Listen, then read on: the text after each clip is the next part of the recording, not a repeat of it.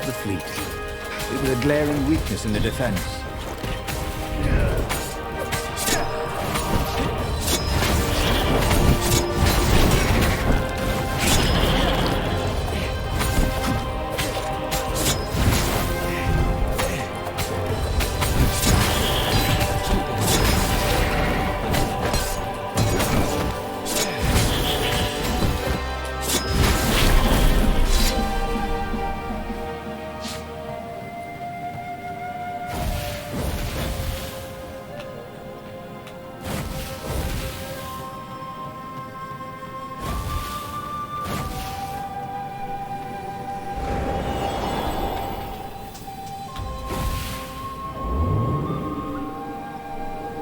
This would be the perfect place for a tic-tac-toe board.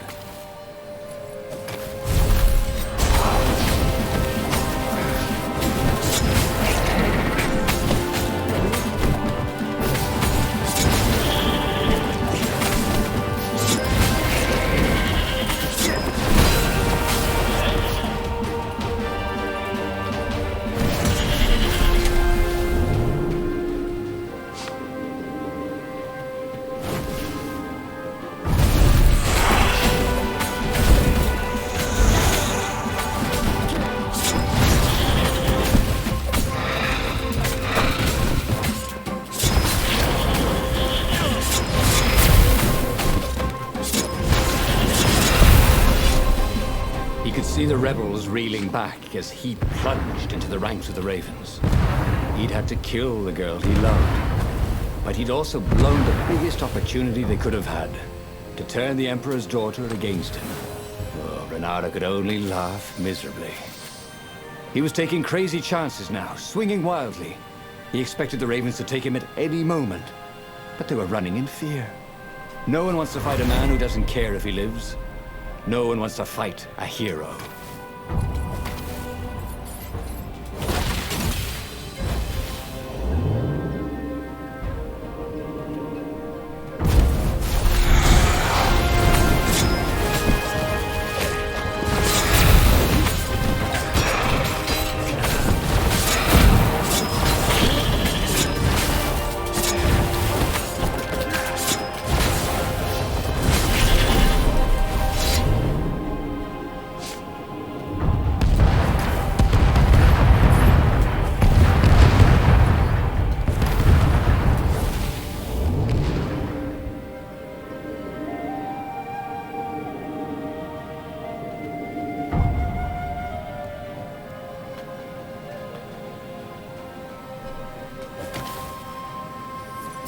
Soon he'd confront the Emperor.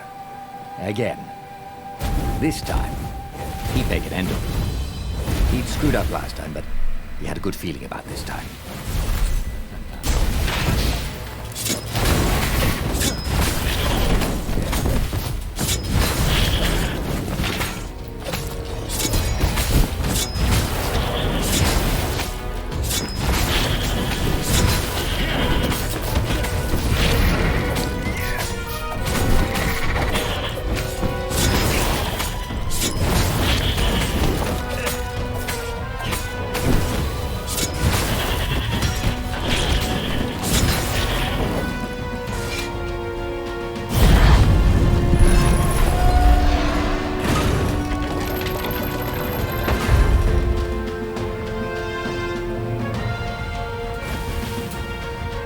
He was exhausted, could barely think. He wanted to stop thinking. The rebels were already finished, and he was the last. The Ravens were coming for him personally now, in waves. It didn't matter. He was slick with his own blood, but it didn't matter. In the distance, he could see her, embraced by a halo of light, holding her hand out to him. Had she forgiven him?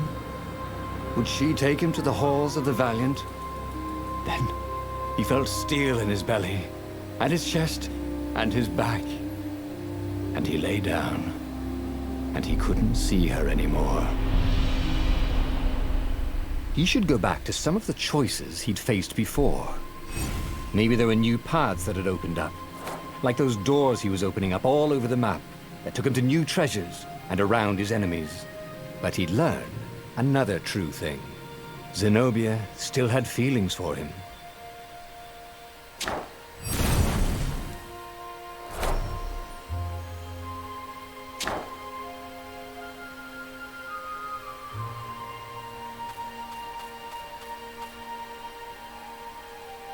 The book's pages fluttered to the beginning once again. Faster than before, and he fell. The clouds parted over the Isles of Boreas. It was time to choose. The rebellion was in trouble. Ravens were scouting for the secret rebel base. They needed a game changer. Pieces of the Sky Ripper had surfaced. Reynardo knew that using it could go catastrophically wrong. But he was sure he could figure out how to use it safely. Also, a temple had risen out of empty desert. The Iblis stone was hidden there. It was a dangerous artifact. It could corrupt its user into a bloodthirsty monster. Maybe he could find a way to use it, to take its power without surrendering to its wickedness. And also, his old friend Lapino needed rescuing.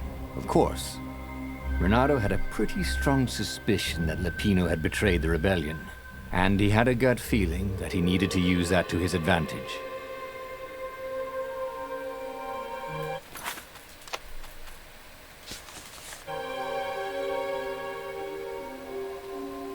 Reynardo finally realized that Lapino was a traitor to the cause, and maybe Reynardo could use that somehow.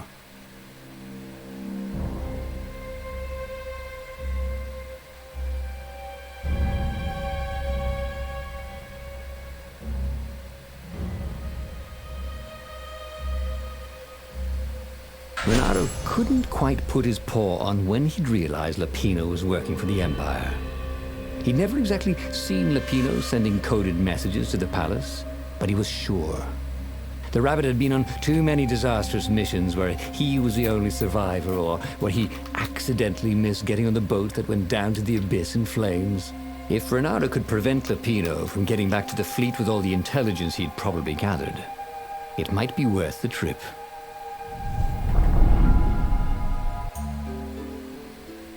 How had they come to this? They'd been on so many adventures together. Lapino had talked Reynardo out of prison at least 4 times, and Reynardo had rescued Lapino from at least 2 lynch mobs. Now he could slice the wings off a fly in the air. Not that he would. It's sort of mean, really.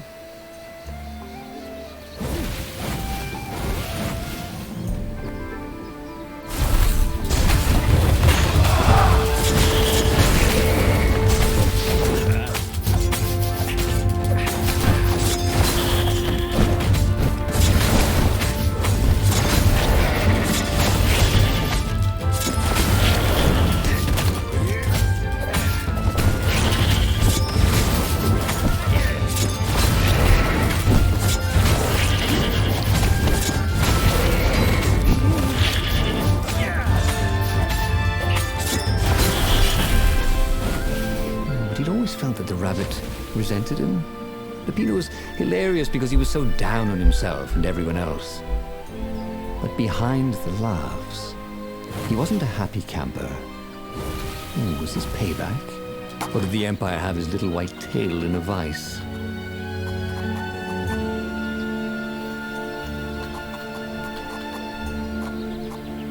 Cool. Wish I could do that.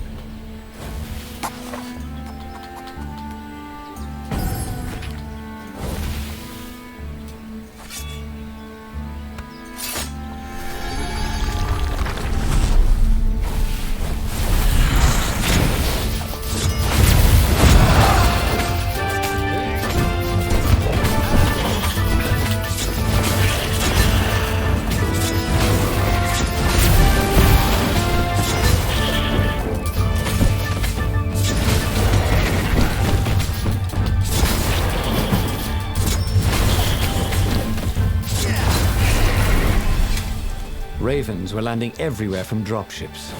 He'd better get moving. If they got to Lapino first, the rabbit would give the Empire all the intelligence he'd been stealing from the rebellion, and they'd probably give him a medal. He'd have to be very careful about how he played Lapino. At the slightest hint of danger, the mad rabbit would take off like a rabbit.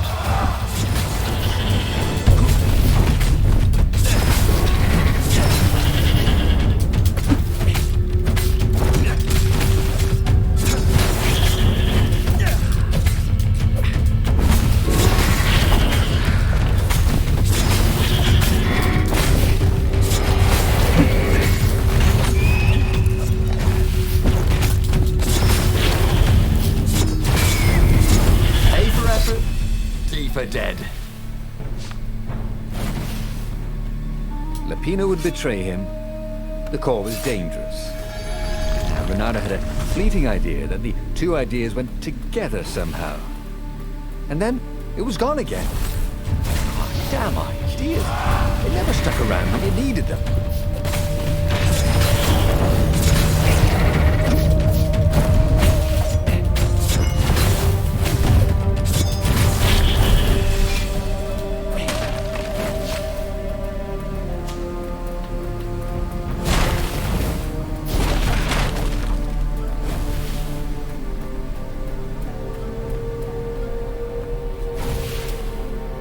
Bloody and exhausted, Reynardo finally reached Lapino.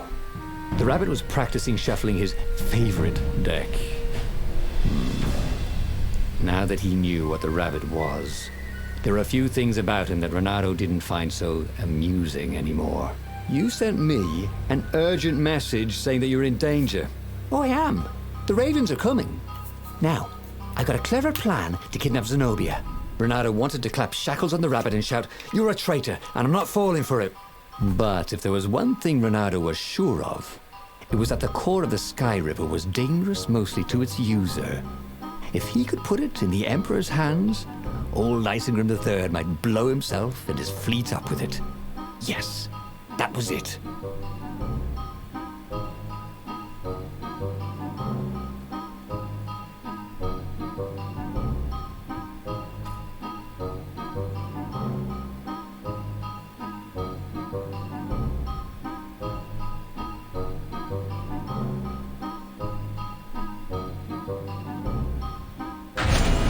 Reynardo felt like a real hero, brave and smart. He told the rabbit all about the Sky Ripper's God's Eye core. "I'll go get the core while you attack Zenobia," he told the rabbit. "Oh, wait, I've an even better idea. I'll get the core and you attack Zenobia," said the rabbit. "Right, yeah, that is better," agreed Reynardo. Perfect. The traitor would make sure the Emperor got the core. Now Reynardo just needed the Emperor to use the core. If he could only get something that the Emperor wanted very badly. Zenobia. He could save her and bait the Emperor at the same time.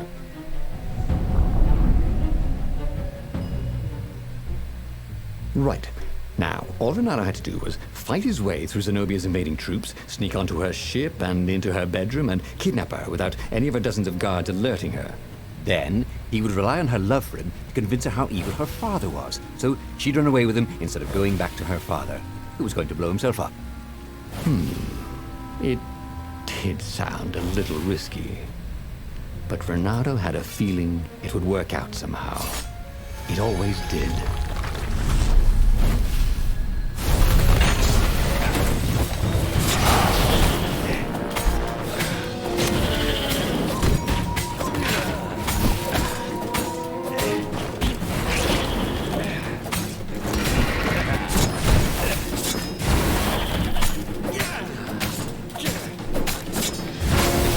Landed a claw on him.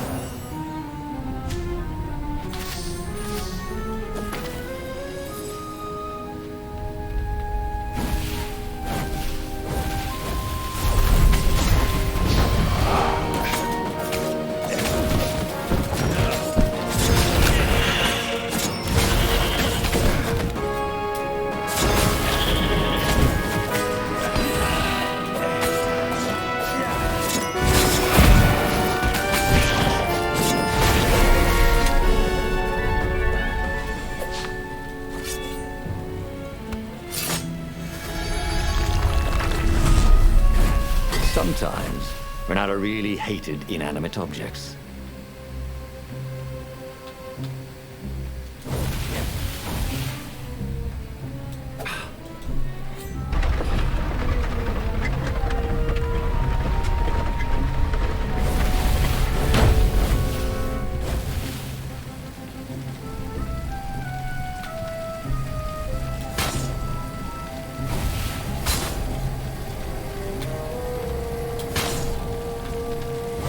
Boy, if looks could kill.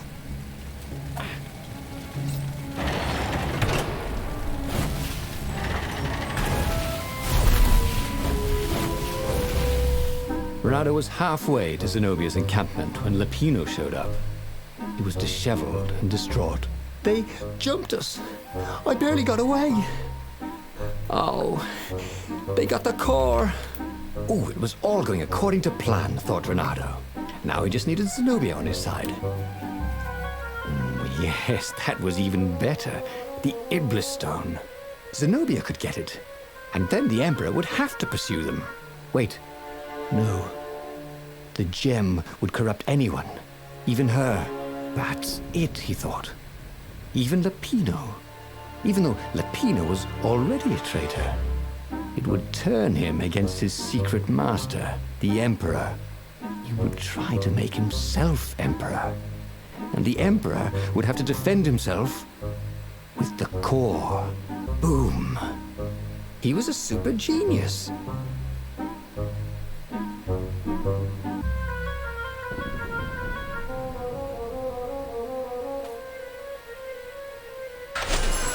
This is terrible, Reynardo told the rabbit. If only I had gone for the Iblis Stone. But now it's lost in enemy territory. He handed Lapino a map. It gives the bearer so much power. We can only hope the Emperor never finds it. What was that? Said Lapino. I think someone's following us. I didn't hear anything. Rabbit ears. You go on ahead. I'll check it out. And with that, Lapino hopped off with the map.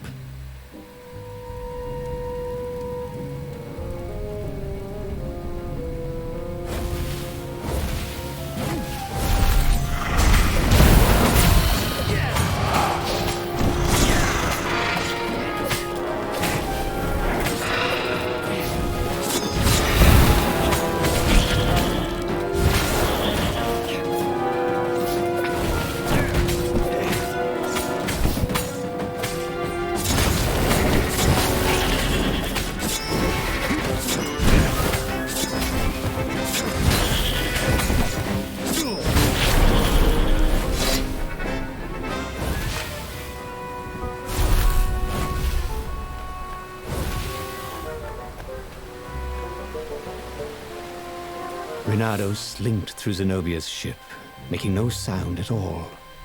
She was curled up on her bed. He'd forgotten how beautiful she was, how sleek, how soft. He tapped her on the shoulder with his sword. She was made of smoke, and he noticed he had a very solid blade to his throat. "Did you really think you could capture me?" purred a familiar voice. "I just wanted to chat," said Reynardo. "Did you ever wonder why the Emperor adopted you? He needs a sacrifice, someone who truly loves him, to make a bargain with the lost gods." "That's a vicious lie. He wants to bring them back. That's crazy. Why would anyone..." "They could make him immortal, an eater of souls." And with that, her eyes widened. She understood. Reynardo told her how he had rescued a priest whose order had been massacred, how he had slept in a burnt village. At midnight, the Emperor's victims had come to him in his dreams to tell him of the hideous eldritch rituals they'd been sacrificed in. He could still see those kittens and puppies, their wide, sad eyes, their moist noses. "You can't prove that." "I've got a witness at the observatory."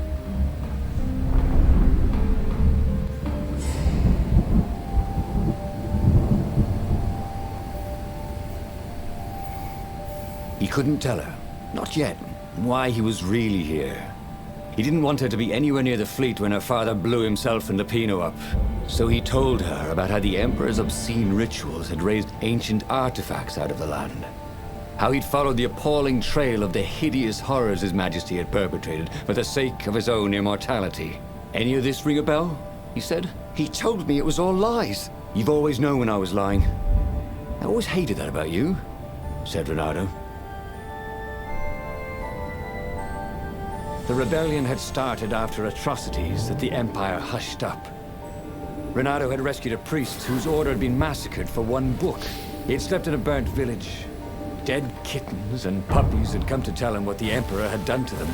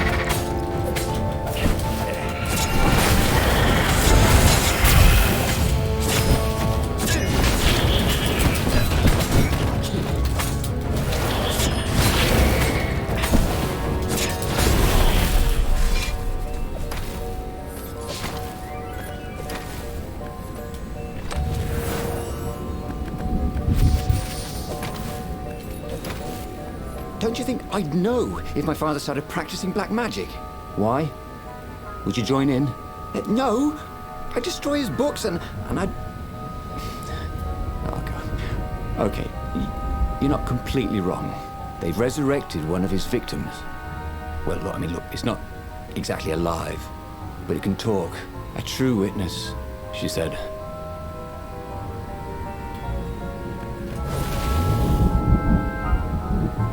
Take a leap of faith, said the inscription.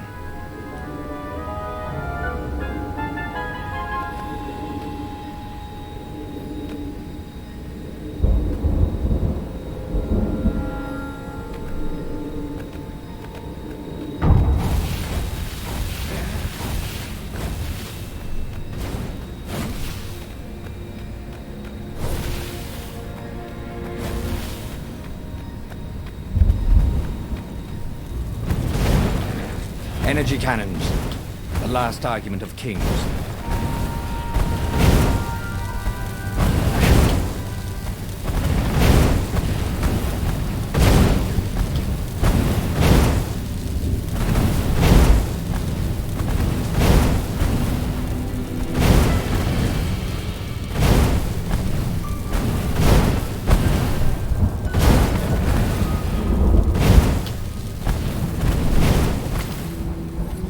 Right, who wants to die first?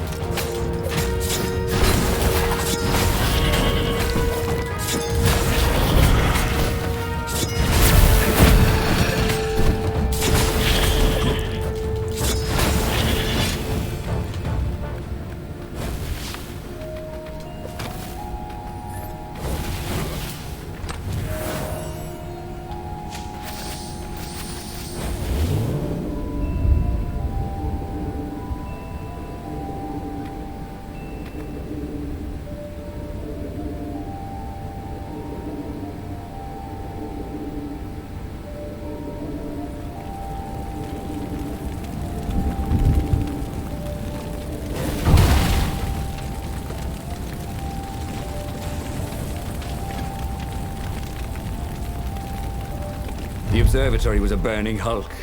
Dead scientists and black feathers everywhere. The Ravens had taken special care to burn the reanimated witness to cinders. Zenobia stared at the carnage. He didn't want me to hear the witness, did he? I guess not.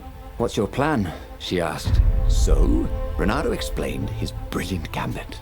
Sending Lapino to get the Iblis Stone, become super powerful and corrupted, provoke the Emperor into using the core against him, thus blowing up both of them, and hopefully the fleet too. "Let me visit your council," she said, shaken. "I want to help." Could he really trust her?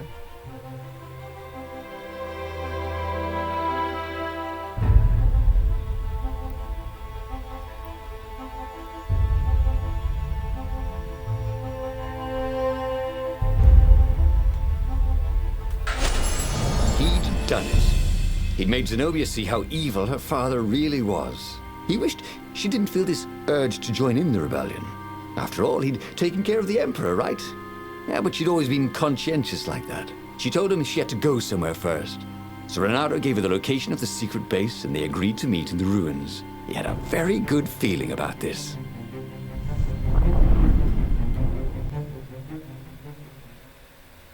What had Zenobia gone off to do?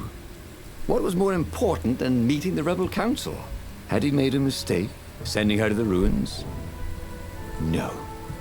He knew they could trust each other. He could trust her because she never broke her word. And she could trust him because she could see right through him. Well, she'd probably be there well before him. She at least didn't have to fight her way through rainstorms of ravens.